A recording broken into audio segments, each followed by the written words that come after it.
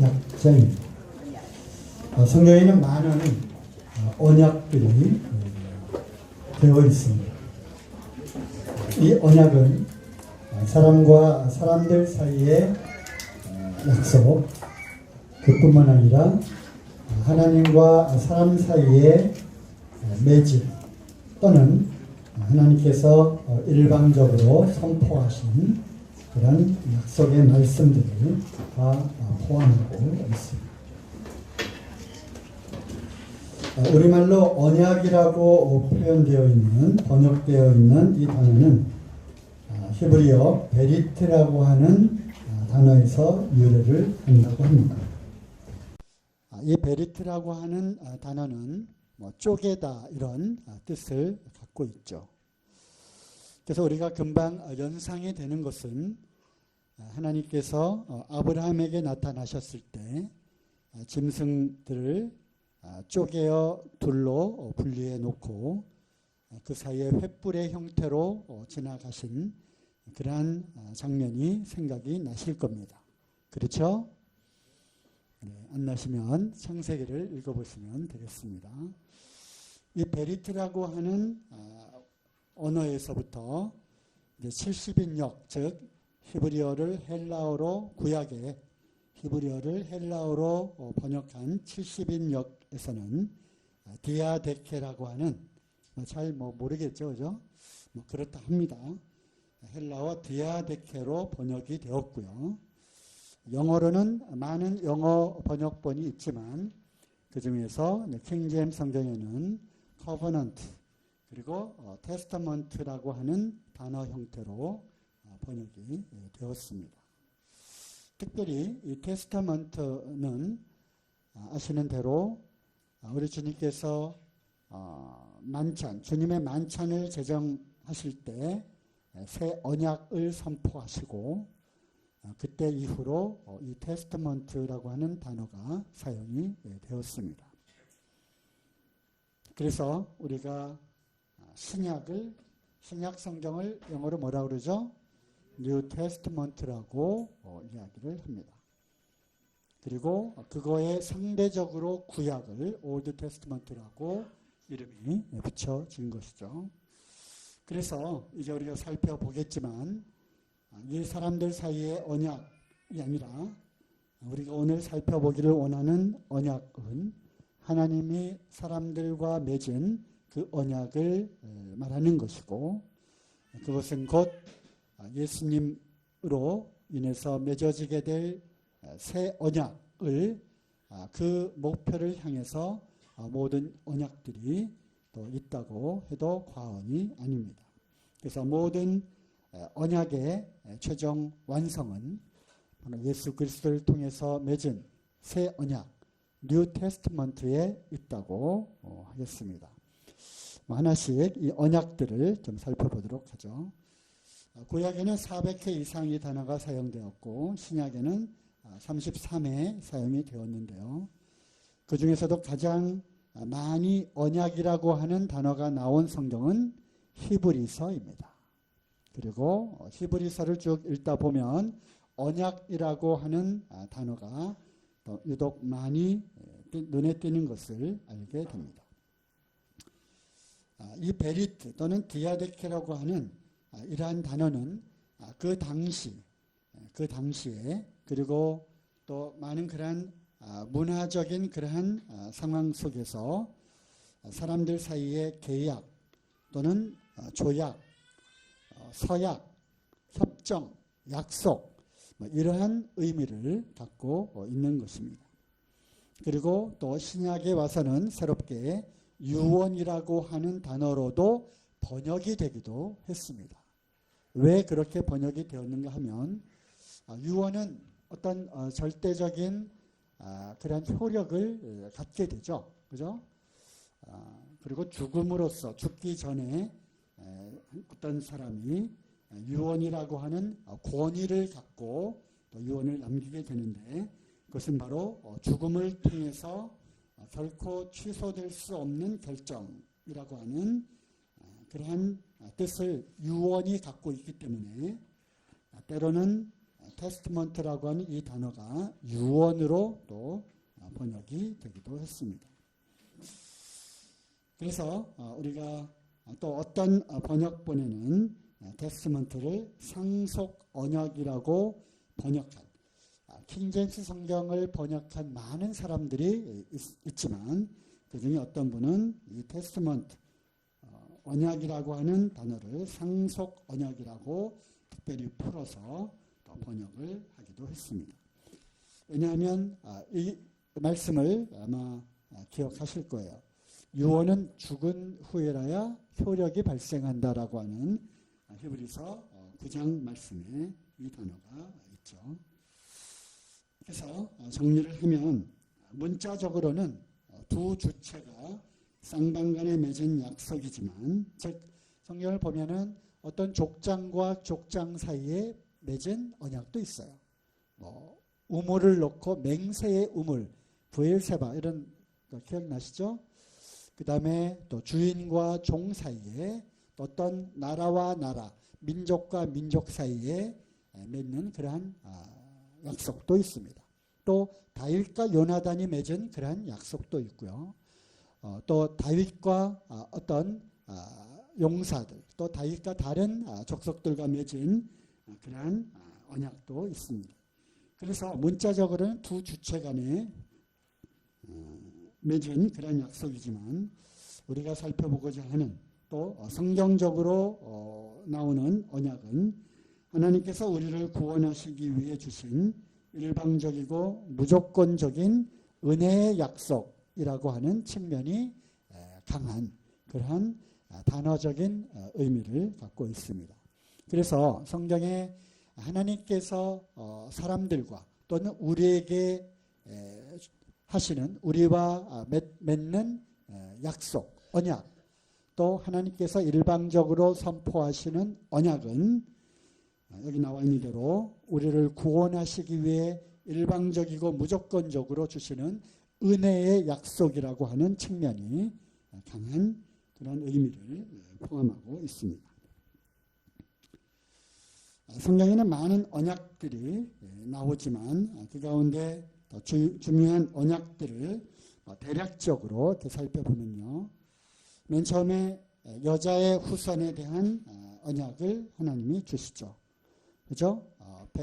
여자의 후손이 나타나서 뱀의 머리를 깨부술 것이라고 하는 그러한 약속입니다. 예언입니다. 이것을 우리는 원시 복음이라고 부르고요. 그리고 먼 훗날 등장할, 그래서 사단의 권세를 깨부술 메시아에 대한 첫 예언이기도 합니다.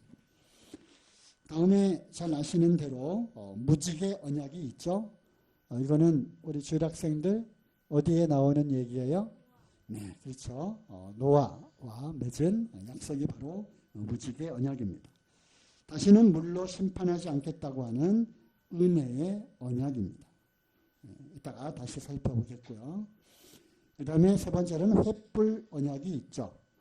아까 말씀드린 대로 하나님께서 아브라함에게 약속하신 축복하신 그 축복을 자녀가 없음에도 불구하고 무자함에도 불구하고 믿음으로 그것을 받아들인 아브라함을 향해서 하나님은 의롭다 하시고, 그리고 이제 강림하셔서 소와 양과 염소와 또 비둘기, 비둘기는 쪼개지 않았지만 이 세 짐승을 둘로 쪼개고 그 쪼갠 사이로 하나님의 그 횃불이 지나가는, 마치 그 당시에 이 맹세를 하고 언약을 맺게 될 때 쌍방간에 어떤 짐승을 쪼개고 그 사이에 그 두 계약의 주체가 걸어감으로써 만일 이 약속을 어기게 된다면, 이 계약 관계를 어기게 된다면 이 짐승처럼 죽음을 면치 못한다고 하는 아주 강력한 그러한 맹세의 언약으로 그 당시 구약시대 근동지방에 있었던 그러한 문화입니다. 하나님께서 그러한 방법을 또 사용을 하신 거죠. 그 다음에 네 번째는 할례 언약이죠. 이거는 아브라함이 9세 때 하나님이 다시 나타나셔서 이제 다시 한번 약속을 하시죠. 그리고 이제 내 몸에서 날 내 씨로부터 얻게 될 그 이삭을 통해서 얻게 될 그 축복을 또 말씀을 하십니다. 그러면서 이제 그 유명한 할례를 통해서 이 언약을 이스라엘 백성과 맺게 되죠. 그래서 이름하여 이것을 할례 언약이라고 합니다. 그 다음에 시내산 언약이 있죠. 이거는 이제 출애굽한 이스라엘 백성들이 약 3개월 정도 후에 출애굽을 해서 시내산에 도착을 하게 되고 거기에서 십계명과 또 많은 그런 율법들을 받게 되죠. 어떤 도덕적인 법, 사회적인 법, 또 제사 의식과 관련된 법, 이런 다양한 법들을 받게 되고 백성들이 이 말씀을 받게 될 때 우리가 이 말씀을 준행하겠습니다 라고 그들이 고백을 하게 될 때 하나님께서 그들과 이제 언약을 맺게 되는데 그 언약을 그냥 말로만 한 것이 아니라 피를 뿌려서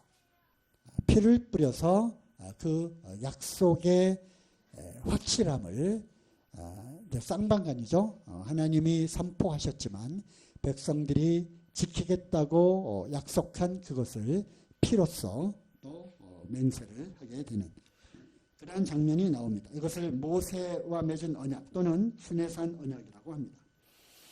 또 소금 언약이 있죠. 이거는 이제 제사장을 임명을 하고 레위 지파인 그 아론과 그 후손들에게 이 가장 중요한 율법뿐만 아니라 성막의 제도를 알려주시면서 이제 백성들이 거룩한 하나님을 만날 수 있는 그러한 길을 열어주시되 거기에서 중요한 역할을 하는 사람들이 바로 제사장 그룹이었죠.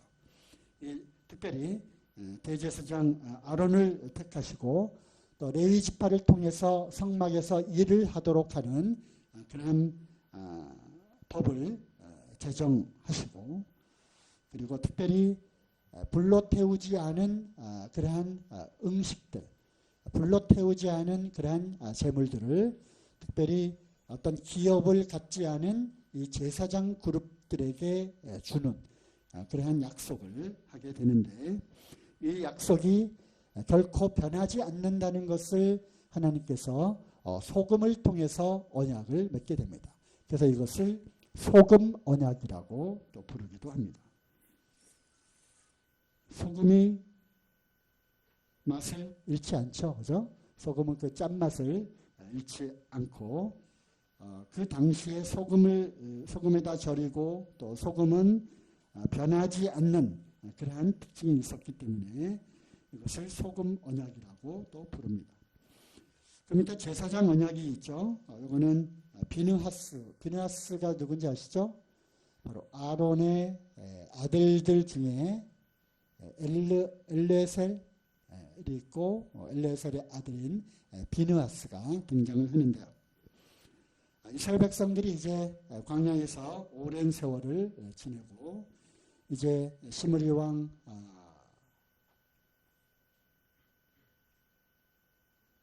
바산 왕 옥과 아모리 왕 시혼을 격파하고 그들이 모압 평야에 진을 치게 되었을 때 그들이 모압 여인과 음행을 하게 되고 그들의 신에게 그들의 우상에게 절을 함으로써 바알 부올 즉 사단에게 부속된지라 이런 말씀이 나옵니다.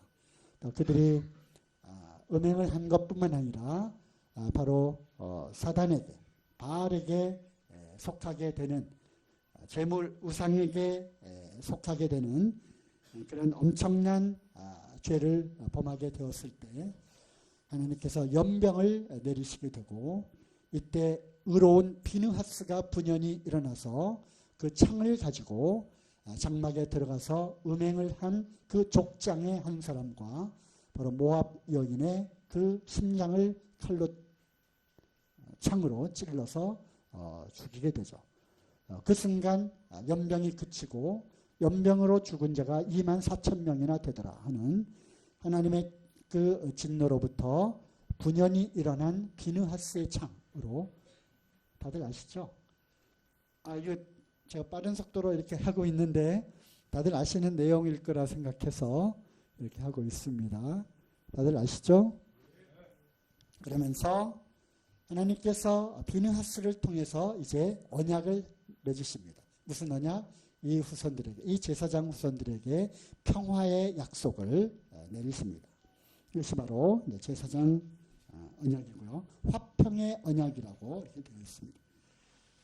그리고 이제 많은 또 언약들이 있지만 그 중에 이제 다윗 언약, 다윗이 이제 왕이 되고 이제 통일을 하게 되고 그러면서 다음과 같은 탄식을 하게 되죠. 다 아시는 내용일 거예요. 나는 백향목으로 지은 그 궁전에 살고 있지만 하나님의 그 언약궤, 법궤는 아직도 장막 안에 있구나 하고서 통탄을 하고 하나님의 이 법궤를 위해서 멋진 성전을 만들겠다고 짓겠다고 약속을 했지만 하나님이 피를 많이 흘린 관계로 그것을 허락하지 않고 대신에 그 다윗의 그 마음을 받으시죠. 그리고 약속을 해주십니다. 내 위를 든든하게 내가 세우겠다.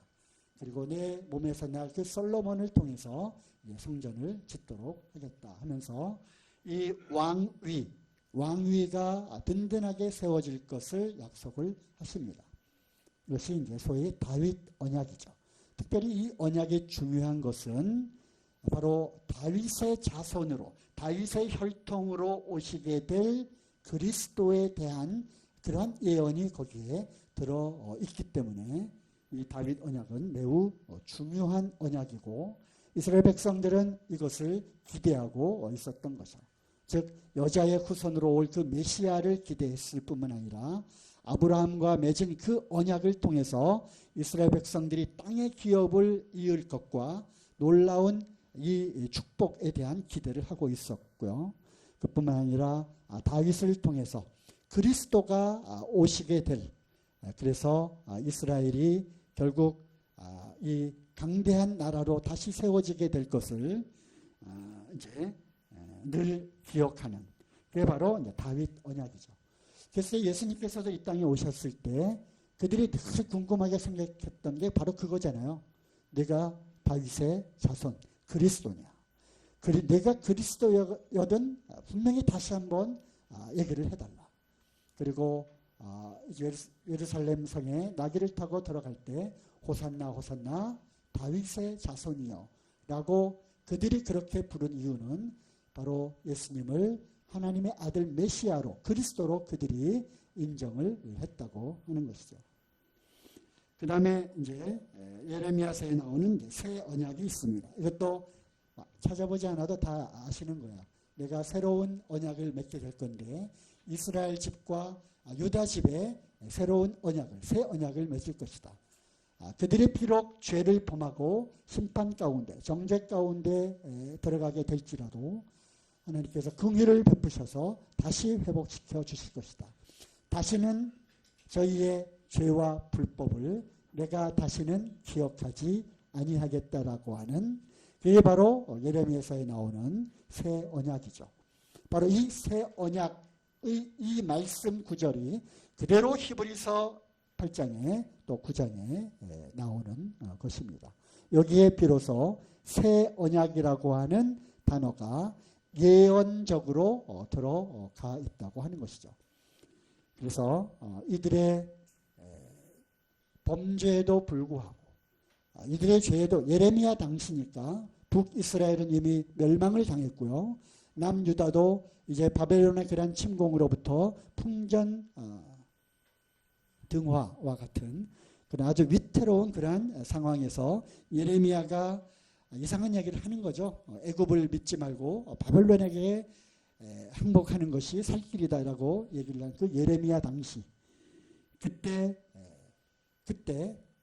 하나님은 예레미야를 통해서 이제 그들이 바벨론으로 포로로 잡혀갈 것이고 70년 후에 다시 회복될 거라고 하는 그들의 죄와 불법을 내가 다시는 기억하지 않겠다라고 하는 이 긍휼을 베푸시는 예레미야를 통해서 주신 이 예언의 말씀이 결국 예수 그리스도를 통해서 완성이 되는 그런 것을 우리가 또 보게 됩니다.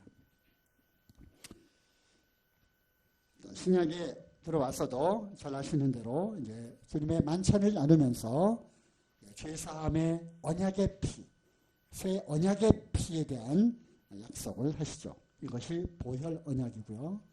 그 다음에 보혜사 성령님을 보내주시겠다고 하는 약속, 오순절날 이것이 이루어졌습니다.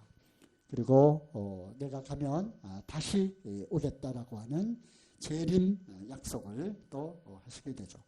이것을 끝으로 해서 모든 하나님의 그 언약이 완성이 되고 구원이 완성이 되고 사단을 멸하고 세상을 심판하시고 교회는 온전히 우리 주님의 신부가 되어서 하늘로 들려 올라가게 되고 그래야 이제 온전한 하나님의 통치가 이루어지는 이것이 이제 재림 언약입니다.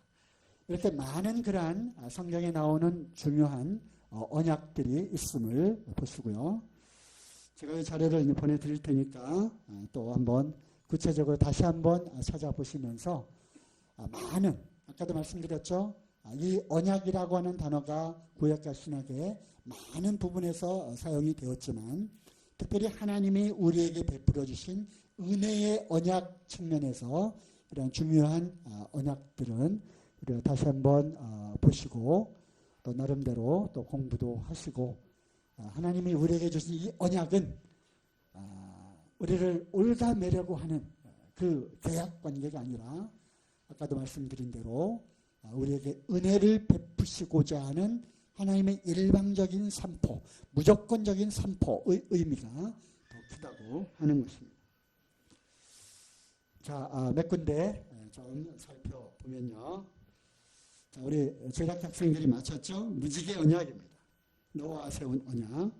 잘 아시는 말씀이지만 한번 제작 학생들도 있으니까 찾아보겠습니다. 창세기 9장 8절부터 17절까지 제가 빠른 속도로 읽겠습니다. 9장 8절 하나님이 노아와 그와 함께 아들들에게 일러 가르치다 내가 내 언약을 너희와 너희 후손과 너희와 함께한 모든 생물 곧 너희와 함께한 새와 육축과 땅의 모든 생물에게 세우리니 방주에서 나온 모든 것 곧 땅의 모든 짐승에게니라. 내가 너희와 언약을 세우리니 다시는 모든 생물을 홍수로 멸하지 아니할 것이라. 땅을 침몰할 홍수가 다시 있지 아니하리라. 하나님이 가라사대 내가 나와 너희와 및 너희와 함께하는 모든 생물 사이에 영세까지 세우는 언약의 증거는 이것이라. 내가 내 무지개를 구름 속에 두었나니 이것이 나의 세상과의 언약의 증거니라. 내가 구름으로 땅을 덮을 때 무지개가 구름 속에 나타나면 내가 나와 너희와 및 혈기 있는 모든 생물 사이에 내 언약을 기억하리니 다시는 물이 모든 혈기 있는 자를 멸하는 홍수가 되지 아니할지라. 무지개가 구름 사이에 있으리니 내가 보고 나 하나님과 땅에 무릇 혈기 있는 모든 생물 사이에 된 영원한 언약을 기억하리라. 하나님이 노아에게 또 이르시되 내가 나와 땅에 있는 모든 생물 사이에 세운 언약의 증거가 이것이라 하셨더라. 언약이 몇 번 나옵니까? 네, 다시 읽어보시면서 세워보시기 바랍니다. 많이 나오죠? 그죠? 키워드는 내가 내 언약을 세우겠다. 내가 너희와 언약을 세울 것이다. 그리고 무지개를 이제 그 언약의 증표, 언약의 증거로 이제 삼겠다라고 하는 것입니다. 이 노아와 세운 이 언약은 은혜의 언약이고 화평의 언약입니다. 이것이 왜 은혜의 언약입니까? 그 당시 세상에 온갖 죄악이 강포가 땅에 가득했고 죄가 아주 관영한 그런 때에 하나님은 모든 그러한 기식 있는 숨쉬는 모든 생명 그리고 사람들을 포함해서 다 쓸어 버릴 수도 있었지만 특별히 노아를 또 통해서 하나님께서 다시 한번 은혜를 베푸시겠다고 하는 그리고 신약에서 이 말씀 구절들은 방주에 탄 사람들이 구원을 받았고, 그리고 이 물은 바로 구원의 징표라고 그렇게 표현이 되어 있죠. 그렇죠? 그래서 이 노아와 세운 언약, 무지개를 통해서 다시는 물로 어떠한 인생길의 그 강포와 패괴함과 죄악이 관영할지라도 다시는 물로는 심판하지 않겠다고 하는 하나님의 은혜가 거기에 담겨 있는 것을 우리는 알아야 하는 것입니다. 하나님이 심판하셨음에도 불구하고 무슨 은혜냐 생각하시는 분을 위해서 이사야서 말씀을 통해서 한번 보겠습니다. 이사야 54장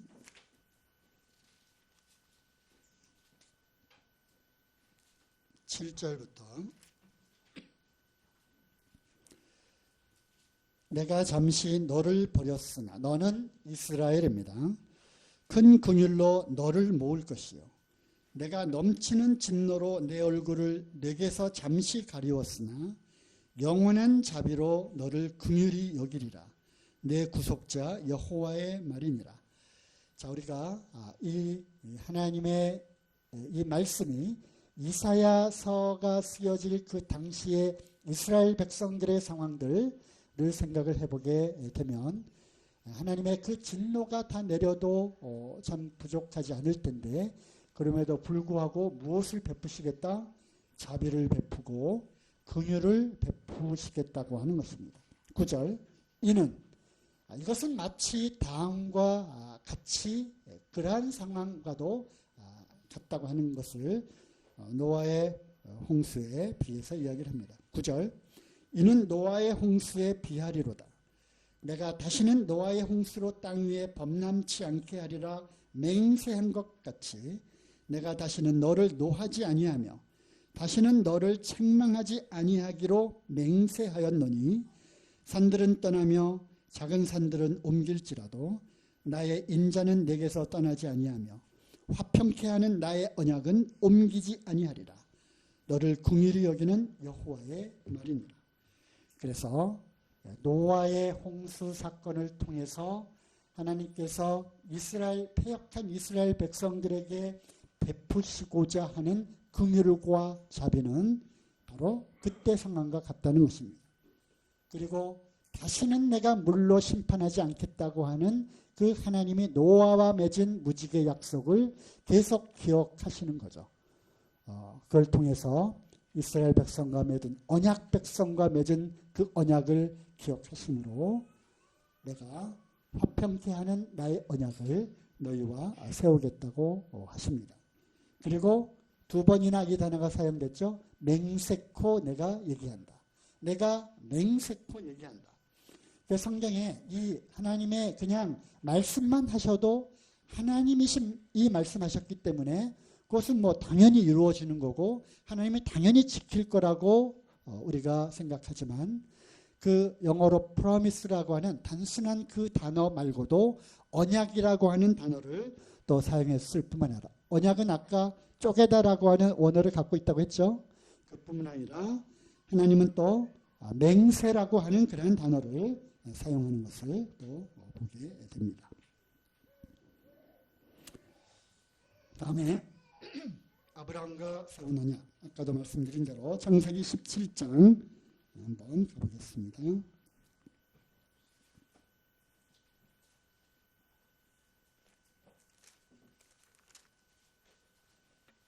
17장 1절부터 14절까지 이것도 빠른 속도로 읽겠습니다. 이제 좀 눈치를 채신 분들은 언약이라고 하는 단어가 몇 개 나오는지 우리 혜진이 한번 써봐요. 창세기 17장 1절부터 아브라함이 99세 때 여호와께서 아브라함에게 나타나서 그에게 이르시되 나는 전능한 하나님이라. 엘샤다이 하나님이죠. 올마이티 갓. 너는 내 앞에서 행하여 완전하라. 내가 내 언약을 나와 너 사이에 세워 너로 심히 번성케 하리라 하시니 아브라함이 엎드린데 하나님이 또 그에게 일러 가르치되 내가 너와 내 언약을 세우니 너는 열국의 아비가 될지라.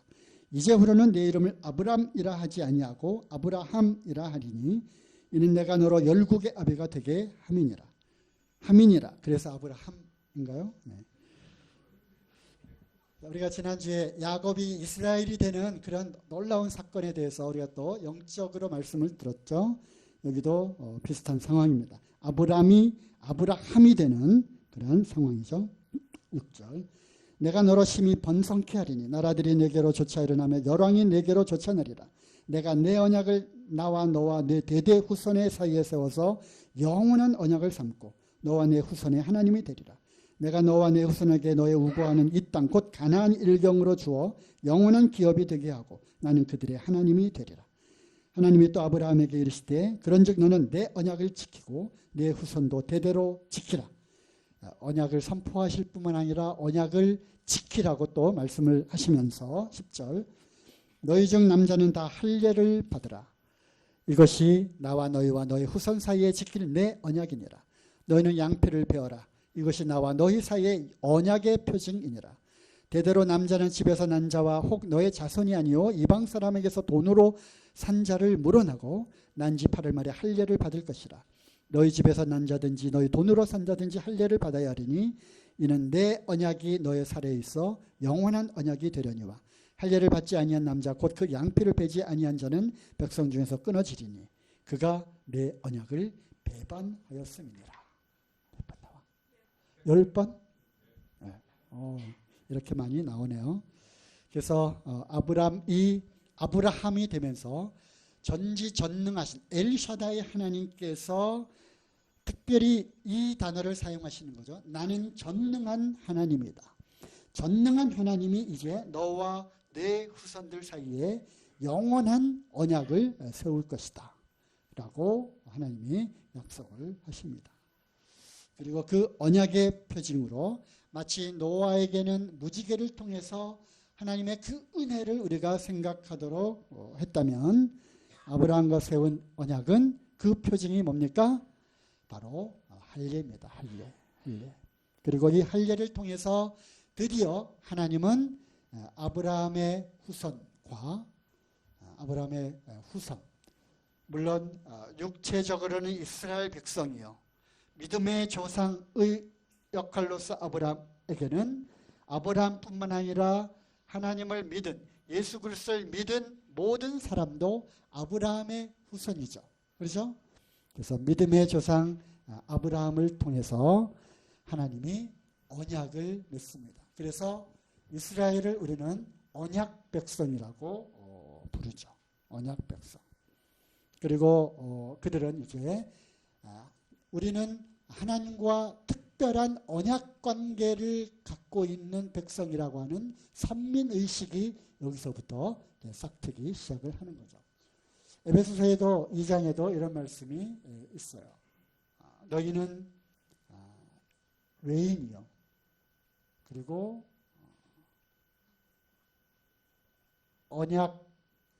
언약이 없는 외인이요. 소망이 없는 자요. 또 하나님도 없는 자이더니 이런 표현이 있죠. 그죠? 그래서 우리는 직접적으로 혈통적으로는 우리는 이러한 언약을 받지 않은 그러한 이방인이라고 하는 거죠. 그런데 이 이방인임에도 불구하고 우리는 다시금 이 아브라함의 언약 가운데로 우리가 들어가서 우리가 이 아브라함에게 약속한 언약 백성이 되는 길이 열리게 된 것입니다. 그래서 할례는 이 언약의 표징입니다. 이브리서 6장 13절 17절 하나님이 아브라함에게 약속하실 때 가리켜 맹세할 자가 자기보다 더 큰 이가 없으므로 자기를 가리켜 맹세하여 가라사대 바로 이제 아까 그 장면이죠. 하나님은 약속을 기업으로 받는 자들에게 그 뜻이 변치 아니함을 충분히 나타내시려고 그 일에 맹세로 보증하셨나니. 그래서 하나님이 아브라함과 맺은 이 약속, 이 할례의 언약, 나는 이제 너희 하나님이 되겠다라고 하는 그것을 선포하시는 거예요. 나는 전능한 하나님인데 이제 너희는 내 백성이 될 거다. 나는 너희의 하나님이다. 이 엄청난 놀라운 이 언약, 심지어는 어떤 분들이 이것을 이제 계약이라고 하나님의 일방적으로 맺은 계약이라고 또 표현하기도 합니다. 그런데 어떻게 달리 방법이 없잖아요. 하나님이 이거는 확실한 거야. 이거는 분명한 거야. 이거는 결코 변할 수 없는 언약이야. 라고 할 때 하나님 무엇을 놓고 맹세를 하실 거예요? 내 이름을 놓고 맹세하겠다. 이것이야말로 하나님이 할 수 있는 최고의 보증이잖아요. 그죠? 그러면서 신약 성경에는 그거를 계속 이러한 형용사를 사용해서 계속 반복하는 거예요. 그 뜻이 변치 아니함을 충분히 나타내시려고 그 일에 맹세로 보증하셨다. 그러므로 조그만 결론을 하나 내리면 하나님이 우리와 맺은 이 언약은 맹세의 언약일 뿐만 아니라 전능하신 하나님이 우리와 약속하신 것이기 때문에 변할 수 있다 없다? 결코 변할 수 없다는 것입니다. 그렇다면 하나님이 아브라함에게 몇 가지 약속했죠. 횃불 약속, 할례 약속, 그죠? 만일 그렇다면 짐승을 쪼갠 그 사이로 두 계약 당사자가 걸어가면서 그것을 맹세했던 것처럼 하나님의 횃불 형상으로 그 사이를 아브라함은 거기를 통과하지 않았어요. 하나님이 그 사이를 통과하시면서 마치 이렇게 선언하시는 것과 같죠. 만일 이 맹세, 이 언약을 내가 만일 어긴다면 내가 이와 같이 쪼개질 거다. 나는 죽는 거다. 라고 하는 그러한 그 의미의 행사를 하신 것이죠. 모세와 세운 언약, 시내산에서 세운 언약이 또 있죠. 자, 출애굽기 24장 한번 보시겠습니다.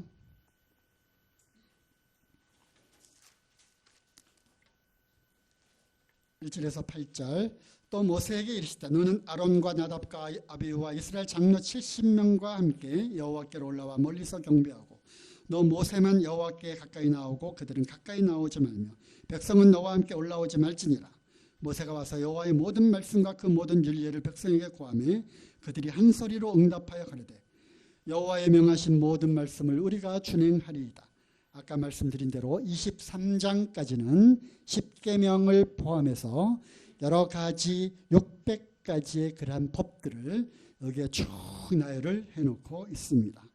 이것을 그들이 뭐라고 해요? 우리가 이것을 준행하리이다. 4절 모세가 여호와의 모든 말씀을 기록합니다.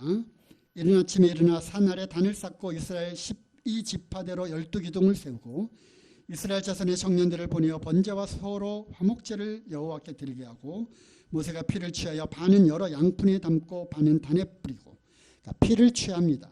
그리고 반은 단에 뿌리고 나머지 반은 어디다 뿌렸게요? 7절 언약서, 언약의 그 책을 가져다가 백성에게 낭독하여 들리매 그들이 가로되 여호와의 모든 말씀을 우리가 준행하리이다. 모세가 그 피를 취하여 백성에게 뿌려 가로되 이는 여호와께서 이 모든 말씀에 대하여 너희와 세우신 언약의 피니라. 참으로 무시무시한 장면이잖아요. 하나님이 이제 백성들에게 이러한 율례와 법도와 이러한 계명을 그들에게 주실 때 그들이 말하잖아요. 우리가 이것을 지키겠습니다.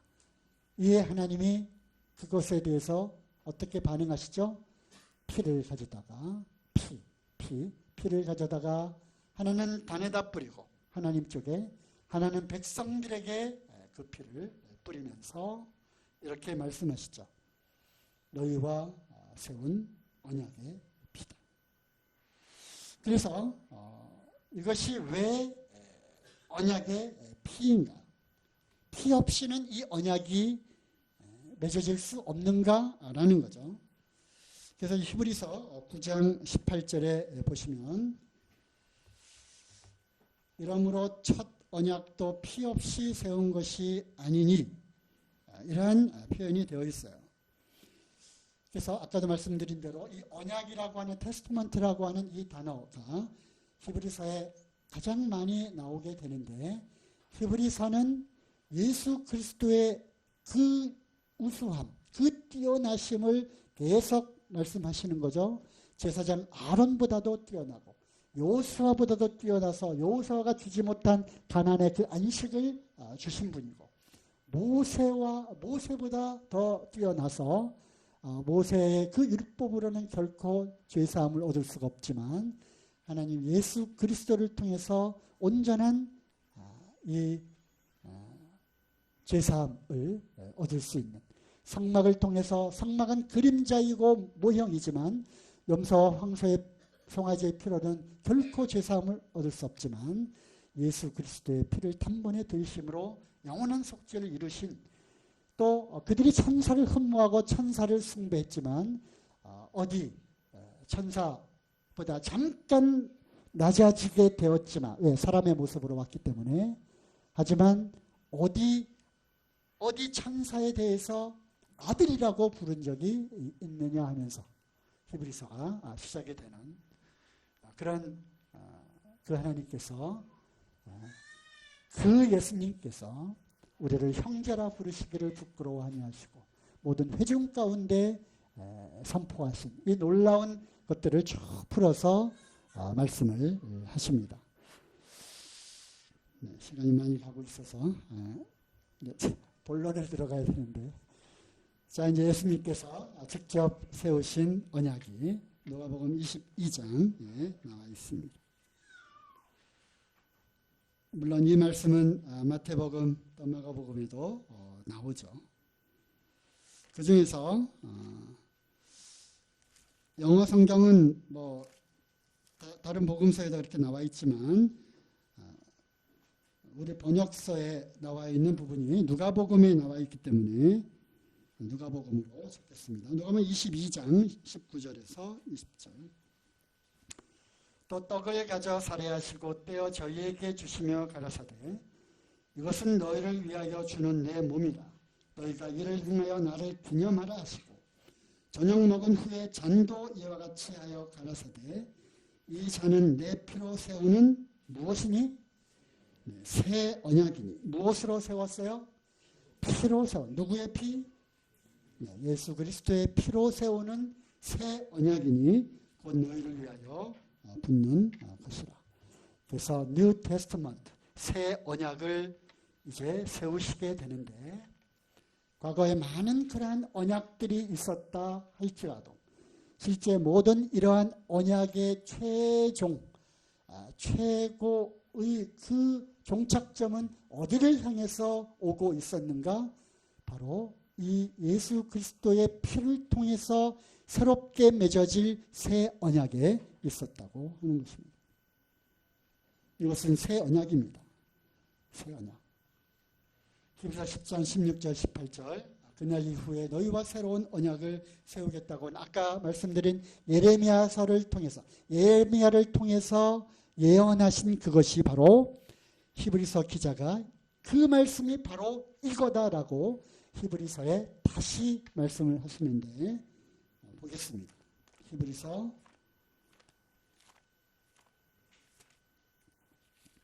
10장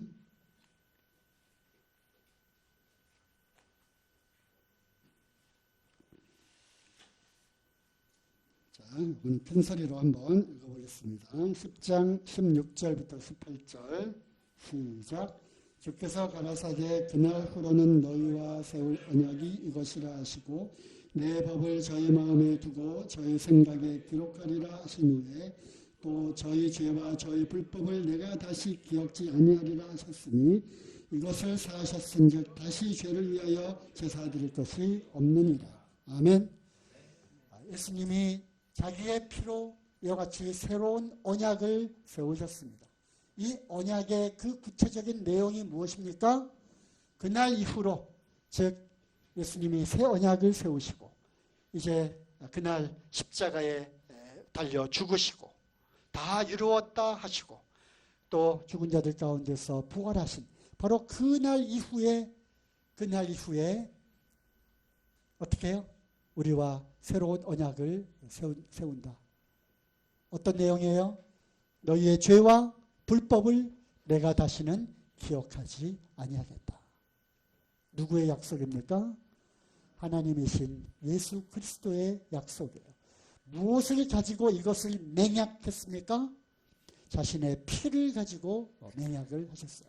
피는 곧 생명입니다. 예수 그리스도의 생명, 곧 눈에 보이지 않는 그 하나님이 육체를 입고 이 땅에 오셔서 친히 뼈와 살이 있는 그 육체 형상으로 이 땅에 오셔서 이제 피를 흘리시고 그 피를 가지고 그 생명을 담보로 해서 약속을 하신 거예요. 결코 변할 수 없는 하나님의 약속이죠. 뭡니까? 너희의 죄와 불법을 이제 다시는 기억하지 않겠다. 왜? 내가 대신해서 그 모든 죄에 대한 심판을 대신 다 받았기 때문에.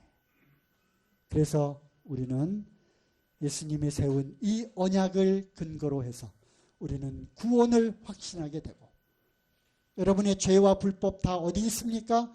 예수님이 다 가져가셨어요. 예수님이 다 해결하셨어요 라고 하는 이 복음을 우리가 전하는 것이고, 바로 예수님이 행하신 이 일을 우리가 믿고 이 복음을 믿고 구원을 받는 것입니다.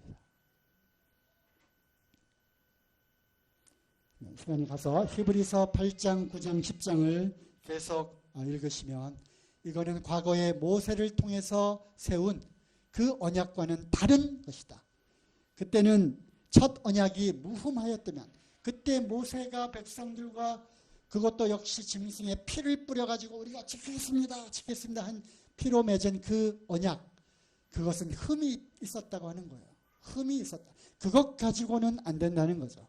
그것은 모형이고 그림자였고 이제 새로 언약을 예수님이 맺은 것이다 하는 말씀을 히브리서 8장, 9장, 10장을 여러분이 쭉 읽으시면 되겠습니다. 자, 마지막으로 결론의 말씀. 그뿐만 아니라 양의 큰 목자이신 우리 주 예수를 영원한 언약의 피로 죽은 자 가운데서 이끌어내신 평강의 하나님이 주어예요. 이 평강의 하나님께서 무엇을 하셨어요? 예수 그리스도 당신의 아들을 죽이시고 영원한 언약의 피를 통해서 언약을 맺으신 그 하나님께서 우리에게 이제 다음과 같은 것을 약속을 하셨어요. 첫째, 모든 선한 일에 너희를 온전케 하사 자기 뜻을 행하게 하시고 모든 선한 일에 나를 온전케 하실 것이다. 이 약속 믿으십니까? 영원한 언약의 피로 맺어주신 그 언약의 하나님, 평강의 하나님이 다음과 같은 말씀을 우리에게 하신 거예요. 모든 선한 일에 너희를 온전케 하실 것이다. 그래서 우리를 통해서 하나님의 뜻을 행하실 것이다. 믿으십니까? 우리는 그 약속을 받은 이 언약 가운데 들어와서 성도의 삶을 살고 있는 그리스도인이라고 하는 것을 우리는 잊지 마시기를 바랍니다. 모든 선한 일에 우리를 온전케 하실 것이다. 그래서 결국은 하나님께서 하시고자 하는 뜻을 나를 통해서 이루실 것이다. 이 약속을 믿으시기 바랍니다. 두 번째, 그 앞에 즐거운 것을 예수 그리스도로 말미암아 우리 속에 이루시기를 원하노라. 그 앞에 즐거운 것, 하나님이 기뻐하시는 일이에요.